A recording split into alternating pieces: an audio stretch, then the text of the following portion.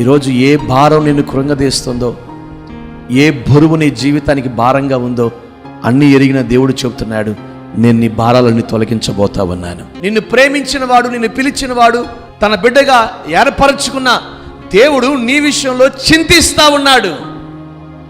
ఆయన మీద నీ బరువంతా మోపు, నీ భారాన్ని మోపు, ఆయనే నిన్ను ఆదుకొనుగాక. రెండవదిగా ఆయన ఏం చేయబోతున్నాడో తెలుసా? నీ భారం అంతటిని తొలగించి నిన్ను ఆదుకోబోతున్నాడు ఆయన. ఒకటి, నీ ఇరుకును తొలగించి విశాలతలోనికి నడిపించి నిన్ను ఆదుకుంటాడు.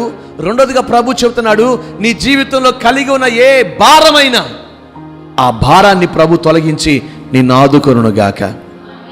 ఒక 100 కేజీల బస్తా ఒక వ్యక్తి భుజం మీద పెట్టుకుని వెళుతున్నప్పుడు ఎలా ఉంటాడు?